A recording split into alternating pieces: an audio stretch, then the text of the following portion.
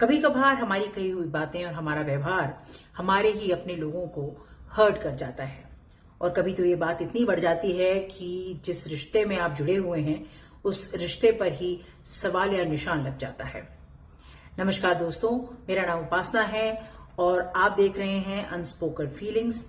यहां पर हम बात करेंगे कुछ अनकही, कुछ अनसुनी बातों की, कुछ बातें जो आप हमेशा कहना चाहते थे और आप कह नहीं पाए, और कुछ बातें जो आप चाहते थे कि कोई सुने और किसी ने नहीं सुनी। तो चलिए शुरू करते हैं। आज की कहानी मैं आपसे जो शेयर करना चाहती हूँ वो कोई काल्पनिक कहानी नहीं है, वो रियल कहानी है जो इस सैटरडे को ही हुई। मैं बैंगलोर में रहती हूँ और यहाँ पर फ्लावर शोज लगते रहते हैं। तो इस सैटरडे को मैं कपन पार्क में फ्लावर शो देखने गई थी। बहुत ही अच्छा दिन था। यहाँ पर बहुत सारे ऐसे इवेंट्स होते रहते हैं और जब भी ऐसा कुछ होता है तो बच्चे, कपल्स, फैमिली देखने के लिए जाते हैं। तो मैं भी वहां गई हुई थी और काफी भीड़ थी वहां पर। तो मेरे सामने एक कपल चल रहा था, बहुत ही यंग कपल। ऐसा लग रहा था कि वो न्यूली मैरिड है। लड़की बड़ी खूबसूरत थी और लड़का भी बड़ा handsome. They made a new nice couple, I would से।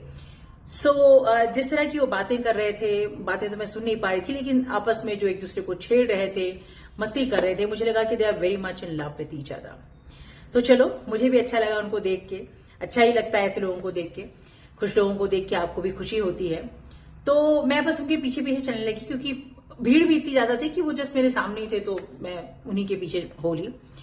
और फिर वो एरिया आया जहां पर उन्होंने सारी फ्लावर की प्रदर्शनी लगाई हुई है और वहां पर लोग फोटोज लेते हैं। तो वो कपल भी अपनी सेल्फी लेने लगा। अब सेल्फी लेते टाइम पे उन्होंने 3-4 बार क्लिक किया और उसके बाद उस लड़के ने लड़की से कहा कि तुम कैमरे में क्यों नहीं देखती हो, कैमरे में देखो, तुम्हारी फोटो अच्छी नहीं आ रही है। तो उसने कहा कैमरा यहां पर है, मतलब फोन पे उसने दिखाया कि कैमरा यहां पर है, यहां पर तुम फोटो यहां पर देखो जब फोटो ले रही हो। तो ठीक है, उस लड़की ने देखा, लेकिन पता नहीं शायद उस तरह उन्होंने जो फोटोज दी उससे वो बहुत ज्यादा, जो लड़का था वो बहुत हैप्पी नहीं था। वो उसको एकदम से उसने चिल्ला के बोला, यार कितनी बार तुमसे बोल रहा हूं कि यहां देखो, इस तरह से देखो, ऐसी खड़ी हो तो तुम्हें फोटो अच्छी आएगी, हम दोनों की अच्छी आएगी, like it will look really good. अब वो लड़की बोली कि अच्छा ठीक है ठीक है ठीक है, करते हैं। तो ऐसे 3-4 शॉट्स, 10-15 शॉट्स करके उन्होंने फिर फोटो ली अपनी और they were happy with whatever was output. और उसके बाद आगे चलने लगे। ठीक है, मैं भी चल रही थी। आसपास का बड़ा खुशनुमा माहौल था। सब लोग इतना, वहां इतनी ज्यादा ताजगी है, इतने सारे फूल हैं कि मतलब आपको ऐसे ही बहुत अच्छा लगेगा। एनीवे, तो वहां पर एक जगह थी जहां पर फ्रूट्स बने हुए थे, बहुत सारे फ्रूट्स, फ्लावर्स के साथ फ्रूट बने हुए थे। एप्पल था, पाइनएप्पल, बनाना, वो सारी चीजें बनी हुई थी। तो वहां पर लोग खड़े होकर फोटो खिंचा रहे थे। तो इस लड़के ने उस लड़की से कहा कि मेरी यहां पर फोटो खींच दो। तो उस लड़की ने फोटो खींचना शुरू किया।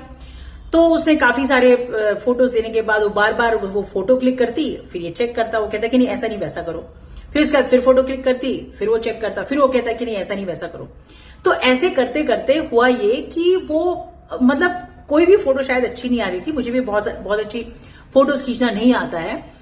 तो शायद ऐसा हो गया कि फोटोज अच्छी नहीं आ रही थी। वो थोड़ा झुंझला गया कि अरे यार तुमसे इतना सा काम बोल रहा हूं वो भी नहीं हो रहा है, मतलब यहां नहीं वहां करो, यहां फोकस नहीं वहां फोकस करो, ऐसे नहीं वैसे खींचो, उन लोगों को क्यों खींच रहे, इतने सारे लोग पीछे क्यों आ रहे हैं। मतलब वो इतना झुंझला गया वो लड़का। और मुझे भी लगा कि नहीं, मतलब ऐसे नहीं करना चाहिए। कई लोग को फोटो नहीं खींचनी आती, भाई आदत नहीं होती फोटो खींचने की, तो ठीक है कोई बात नहीं। तो बट एनीवे, फिर उसने फिर बहुत सारे ट्रायल कर करके शायद कुछ 2-4 फोटो अच्छी आई होगी उसकी, और उसके बाद फिर वो लोग आगे बढ़ गए। ठीक है, ये दूसरी बार हुआ। तो मुझे थोड़ा सा बुरा लगा कि पहली बार भी उसने उसे डांट दिया था, दूसरी बार उसने थोड़ा ज्यादा डांट दिया उसे। फिर उसके बाद हुआ ये कि हम लोग जाके फूड स्टॉल था उस तरफ जाने लगे। मतलब वहां पर काफी सारी खाने पीने की चीजें भी हैं, तो हम लोग उधर गए। और जब हम वहां गए तो वहां उस लड़के ने कहा कि मतलब वहां पर एक्चुअली इतनी भीड़ थी तो जो सीट्स थी वो लिमिटेड थी, हर किसी को बैठने के लिए नहीं मिल रहा था। तो इन लोगों को मिल गया, 2 सीट्स मिल गई, मुझे भी मिल गया था। तो ये लोग बैठे और उस लड़के ने कहा कि तुम ये सीट रोक के रखना और मैं कुछ लेके आता हूं खाने का। तो ये चला गया वो। और उसके बाद फिर वो थोड़ी देर में आया तो उस सीट पे कोई और आके बैठ गया था। एक्चुअली एक औरत थी, उसके साथ एक छोटा बच्चा था। वो बच्चे को पकड़े पकड़े बहुत थक गई थी, तो इस बंदी ने उसको सीट दे दी कि चलो आप बैठ जाओ करके। ये बंदा वहां से आया और वहां पर ऑब्वियसली मतलब बहुत भीड़ लगी हुई थी, क्यू थी, खाने वाली जगह में भी काफी क्यू थी, आपको खड़े होके फिर काफी देर से खाना मिल रहा था वहां पर, कुछ भी लेना है आपको खाने की चीजें तो बहुत देर से मिल रहा था। तो ये बंदा वहां से वापस आया और उसने जैसे ही देखा कि उसकी सीट पे कोई बैठा हुआ है, वो आग बबूला हो गया उसकी अपनी वाइफ के ऊपर, चिल्लाने लगा कि मैंने तुम्हें ये सीट रोकने के लिए कहा था, तुमने क्यों नहीं रोका, क्यों नहीं बोला कि यहां पर कोई आगे यहां पर कोई बैठा हुआ है और तुमने ये सीट किसी और को दे दी। अब वो लड़की मतलब वो आवाज इतनी तेज थी, इतनी तेज आवाज में उसने बोला कि मतलब वो आसपास के लोगों को सुनाई दी और बहुत ही ज्यादा मतलब वो लड़की सहम गई, एकदम डर सी गई कि मतलब इतनी तेज क्यों चिल्ला के बोला, क्योंकि उसको ह्यूमिलेशन फील हो रहा था कि मतलब इतने सारे लोगों के सामने बेइज्जती सी हो रही है, उसे बहुत बुरा लग रहा था। फिर मैंने थोड़ा सा बीच बचाव कि मैंने कहा कि नहीं वो एक्चुअली वो लेडी थी, उसके साथ बच्चा है, तो फिर हम इसने शायद सीट दे दी होगी इसको, कोई बात नहीं। तो इस तरह से मैंने बस ऐसे ही बोला ओके ओके करके उसने बात खत्म कर दी। अब ये 3 जो एपिसोड्स थे वो बहुत ही मतलब मुझे अच्छे नहीं लग रहे थे और मैं बहुत अनकंफर्टेबल फील कर रही थी, मुझे लग रहा था कि मैं बात करूं लेकिन मतलब मैंने कहा फालतू में क्यों किसी कपल के बीच पड़ना ना, तो मैंने कुछ नहीं बोला। फिर वो बंदा फिर कुछ लेने के लिए गया, तब फिर मैंने हिम्मत करके उस लड़की से बात की। मैंने कहा कि कोई बात नहीं, शायद आपके हस्बैंड बहुत वहां पर क्यू में खड़े खड़े बहुत परेशान हो गए थे और जब आए उनको सीट नहीं मिली तो वो थोड़े परेशान से हो गए। बोले नहीं नहीं वो ऐसे गुस्सा करते हैं लेकिन वो बहुत केयरिंग है, मैं जानती हूँ, बहुत अच्छे हैं, वहां पर परेशान हो गए होंगे एंड ऑल दैट। ठीक है, तो फिर मैंने ऐसी उससे जनरली बात की कि क्या करती हो, कहाँ रहती हो, बैंगलोर में कहाँ रहती हो, all those kind of things. So जो उसने बताया वो मैं सुन के शॉक रह गई। उसने कहा कि वो एक क्वालिफाइड सीए है और उसने थोड़ी बहुत प्रैक्टिस की है शादी से पहले और शादी के बाद उसने वो प्रैक्टिस छोड़ दी, अभी शादी को 4-5 महीने हुए हैं।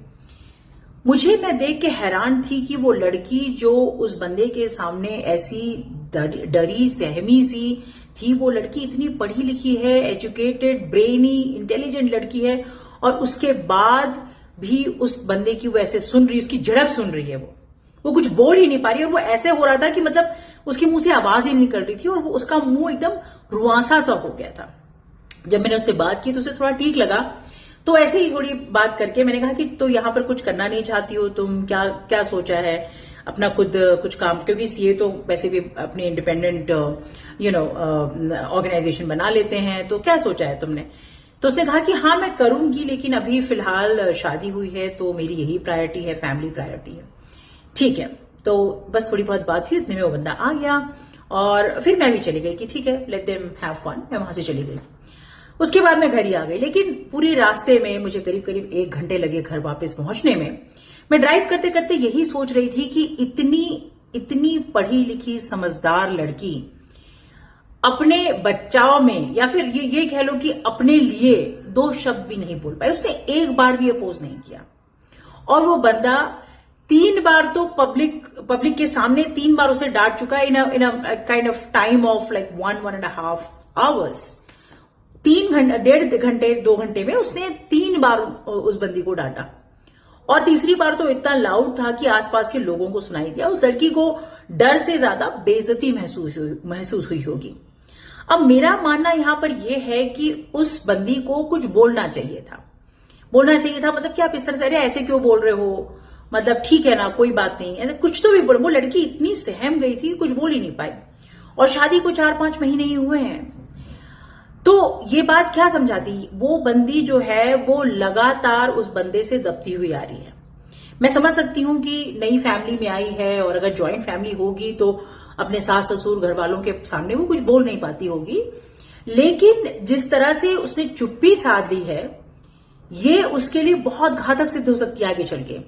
वो बंदा उससे प्यार से भी बात कर सकता था, वो अपने उस बंदे को समझाना चाहिए, मतलब मैं नहीं कह रही कि वहां पर पब्लिकली समझाना चाहिए, लेकिन उसको घर में तो कभी वो ऐसी कुछ बातें होती होगी जिसके कारण उसका बिहेवियर इस तरह से हो गया है। तो उसे पहली बार जब हुआ तभी उसे समझाना चाहिए कि जिस तरह से आप मुझसे बात कर रहे हैं इस तरह से मत बात कीजिए, मुझे ऐसे चिल्ला के कोई बात करता है तो अच्छा नहीं लगता और फिर काम मैं कर ही दूंगी जो भी है, मतलब है ना। फोटो के मामले में भी अगर बोलो तो फिर फोटो उसको लेना नहीं आता, सीख जाएगी धीरे से, इस तरह से तो नहीं बात करनी चाहिए। तो वो बंदी कुछ भी नहीं बोल रही। मुझे ऐसा लगता है कि मतलब या तो उसने लोगों के डर के मारे नहीं बोला ऐसे कि इतने सारे लोग हैं, लेकिन मुझे लगता नहीं कि वो कभी भी कुछ बोलती है, क्योंकि जिस तरह से वो बंदा उसे ट्रीट कर रहा था वो हमेशा से वैसे ही बात करता है उससे। और अगर इस लड़की ने आवाज नहीं उठाई, इस लड़की ने उसे समझाया नहीं, तो ये रिश्ता आगे चल के बहुत प्रॉब्लम में आने वाला है। क्योंकि कोई भी रिश्ता जब आपकी इज्जत उस रिश्ते में ना हो तो आप उसको बहुत लंबा नहीं खींच सकते, या फिर उसमें आप रहेंगे भी तो बहुत घुट के रहेंगे।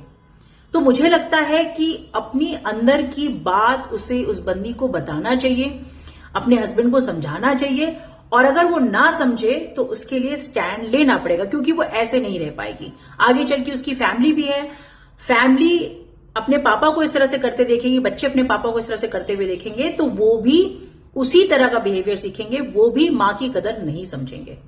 तो मुझे लगता है इस केस में उस लड़की को जरूर कुछ बोलना चाहिए, कुछ स्टैंड लेना चाहिए। मैं यही नहीं कह रही कि उस लड़के से अलग हो जाए, लेकिन जरूर उस लड़के से बात करनी चाहिए कि जिस तरह का बिहेवियर उसका है वो बिहेवियर उसे हमेशा अच्छा नहीं लगता।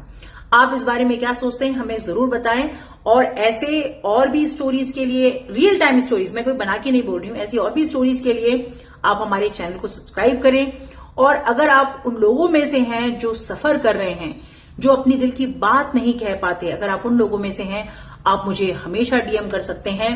मैं आपकी आवाज सुनने के लिए, आपसे बात करने के लिए, आपके दिल की आवाज पहचानने के लिए हमेशा तैयार हूं। नमस्कार।